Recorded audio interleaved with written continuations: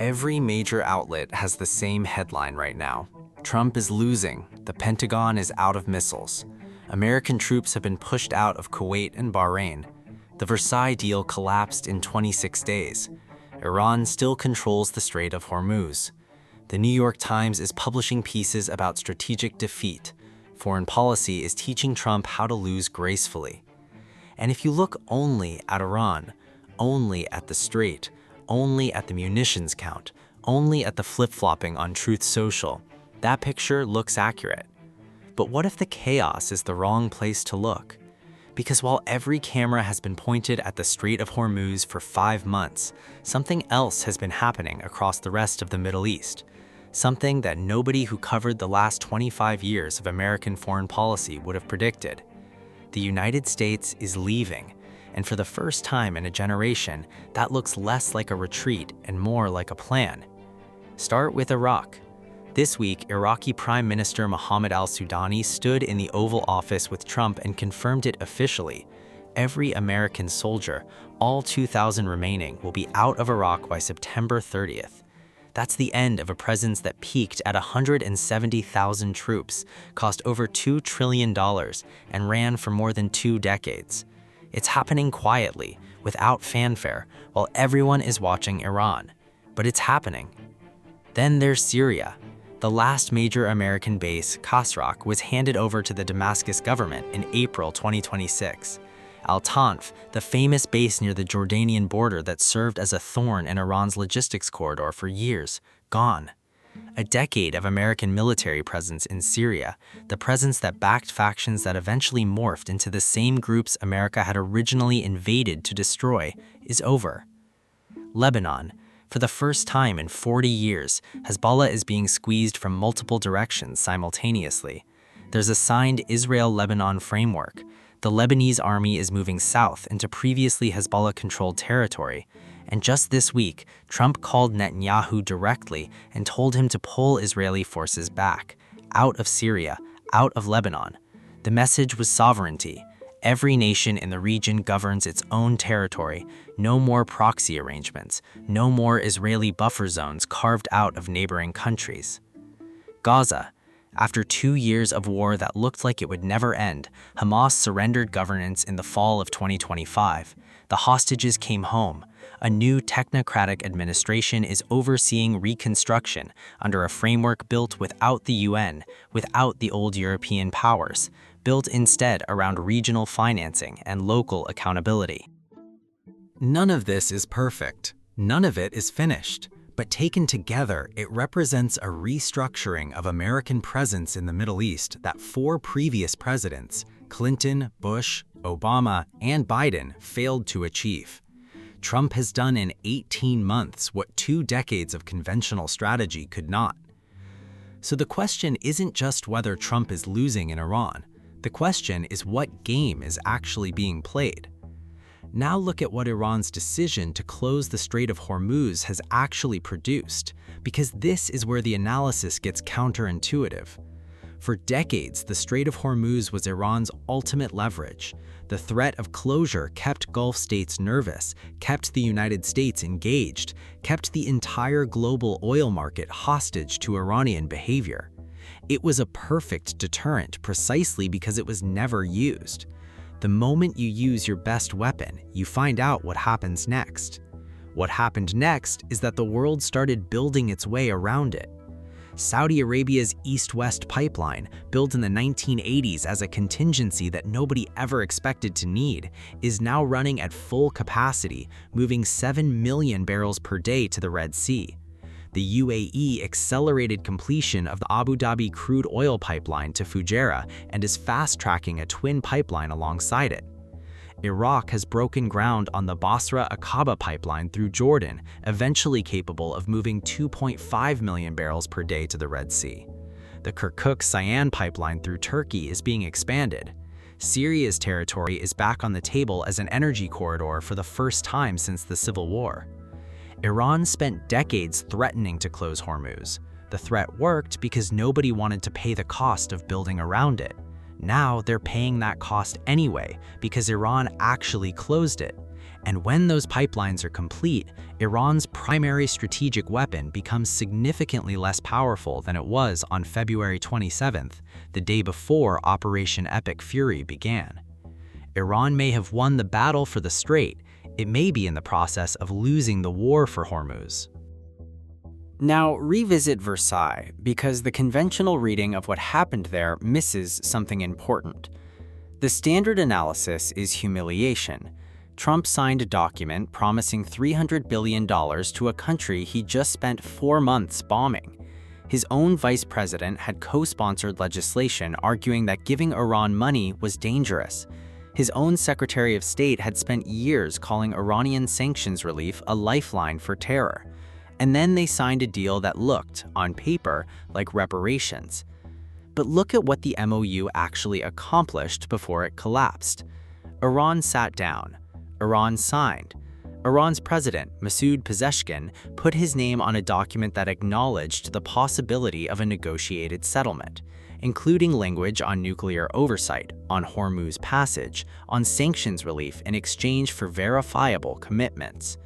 For the first time since the JCPOA collapsed in 2018, Iran was at a table agreeing in principle that a framework existed.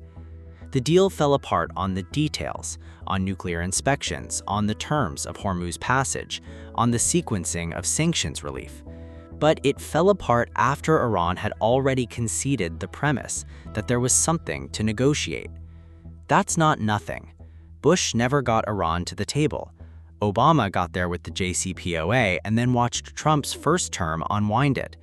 Trump's second term got Iran back to the table after a war and got a signed document, however temporary, that acknowledged American interests in the region as legitimate. The gap between what was signed and what holds is real, but the gap between where Iran was on February 27th, dismissing American red lines entirely, and where it was on June 17th at Versailles is also real. Compare this to what came before, because the comparison is the argument. In 2003, the United States invaded Iraq with 170,000 troops, toppled a government in 3 weeks, and then spent the next decade trying to manage the consequences. The Iraq War cost $2 trillion, killed hundreds of thousands of people, and left Iran stronger than it had been before the invasion, because removing Saddam Hussein eliminated Iran's primary regional counterweight. In Afghanistan, the United States spent 20 years and $2.3 trillion, trained an army that collapsed in 11 days, and left with nothing except the knowledge of what not to do. The Iran War of 2026 has cost far less in blood and treasure than either of those conflicts. There are no American troops occupying Iranian territory. There is no American-installed government trying to hold together a country it doesn't understand. There is no occupation to manage, no insurgency to suppress, no decade-long nation-building project that will eventually collapse on live television. What there is instead is a war of missiles and drones, a genuinely new kind of war. No boots on the ground, no friendly fire on crowded streets, no body bags coming home from Fallujah or Kandahar. The American public is watching a war fought almost entirely by machines, from a distance, against an adversary that cannot be invaded and has not been invited to be occupied. That is a different kind of war. Whether it is a better kind of war is debatable, but it is not the same catastrophe as Iraq or Afghanistan, and treating it as equivalent misreads what's actually happening. Had staged the largest domestic protests in the Islamic Republic's history. Its proxy network, Hezbollah, Hamas, the Houthis, had been degraded by Israeli operations through 2024 and 2025. And its supreme leader, Ali Khamenei, was killed in the opening hours of Operation Epic Fury. That last point deserves more attention than it gets. The Islamic Republic of Iran has had 2 supreme leaders in its 47-year history, Khomeini, who founded it, and Khamenei, who led it for 35 years. Khamenei is gone. The new supreme leader, Mojtaba Khamenei, the former leader's son, took power in the middle of a war, without a constitutional mandate, without a clerical consensus, and without the revolutionary legitimacy his father spent decades accumulating. Iran is holding together. The regime is functional, the military is operational, but it is doing all of this without the man who defined it for a generation in the middle of the most intense military pressure it has ever faced, with an economy that was already broken before the first bomb dropped. Holding together under those conditions is impressive, but it is also expensive. Iran is spending its strategic reserves, political, military, economic, at a rate that is not indefinitely sustainable. The question is not whether Iran can hold the strait today, it's whether Iran can hold everything together for another year, another 2 years, another 5 years. And that is a question that favors the side that is not running out of political capital at the same rate it is running out of missiles.